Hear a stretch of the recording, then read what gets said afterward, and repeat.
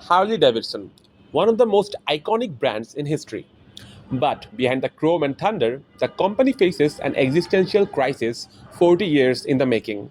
Let me break down how it happened and whether their latest gamble can save them. The average Harley rider was 43 in 1999. By 2008, it hit 48. Today, it's well over 50. Harley actually stopped publishing this data, which tells you everything. US sales have dropped roughly 40% from their 2006 peak. And this isn't because motorcycle is dying. BMW, Ducati, Triumph are all growing. It's specifically large highway cruisers that collapsed. The price gap makes it worse. Average Harley $25,000 plus. Competitors offer entry bikes for $5,000 to $7,000. Harley doesn't just have a sales problem, it has a mortality problem. Their customers are literally aging out. Go back to 1983. Japanese manufacturers were eating Harley alive. So Harley begged Reagan for help. He slapped a 49% tariff on imported bikes over 750cc. Harley's entire segment, uncontested playground. By 2006, baby boomers hit peak purchasing age. Profits topped $1 billion.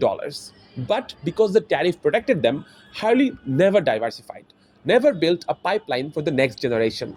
Then 2018, Trump's steel tariff triggered EU retaliation, and Harley-Davidson lands on the EU's hit list. The patriotic American icon now has to move production overseas. Their own customers are furious. The protectionism that saved Harley in the 80s created the vulnerability killing them now. There's a deeper issue: branding. After World War II, veterans created the outlaw biker identity, and Harley leaned all the way in. Rebellious, violent, exclusive. Meanwhile, Honda ran, you meet the nicest people on Honda. Families, women, tennis players. Honda sold bikes to non bikers.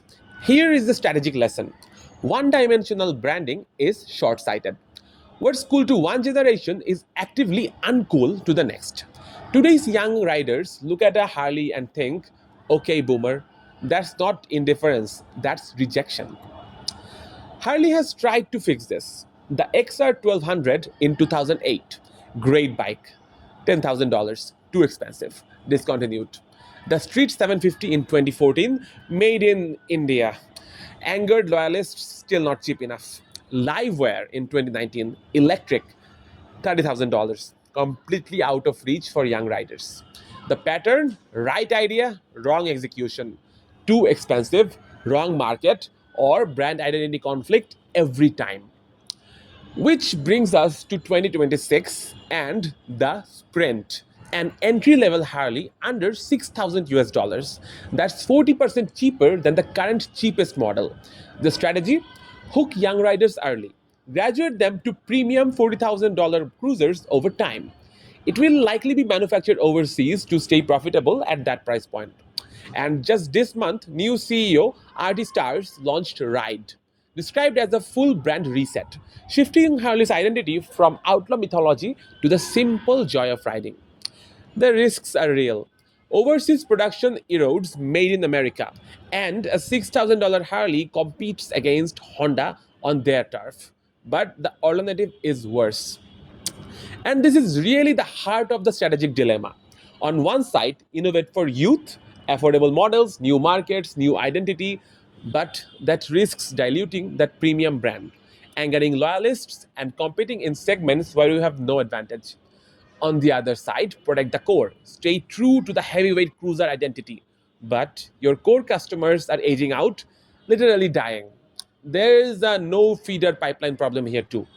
The brand becomes a nostalgia museum. The uncomfortable truth: doing nothing is the riskiest strategy of all. So, here is the takeaway for business strategy: one dimensional branding is a ticking time bomb. When your brand is your customer, your brand dies with them. Harley Davidson's story is a masterclass in how protectionism, demographic dependency, and brand rigidity can slowly strangle a legendary company. The companies that survive, the Hondas, the BMWs, are those willing to reinvent without erasing. Whether the sprint succeeds or fails, it represents something important. Harley finally admitting that the good old days are not coming back. And that might be the first smart strategic decision they have made in 40 years. Thank you.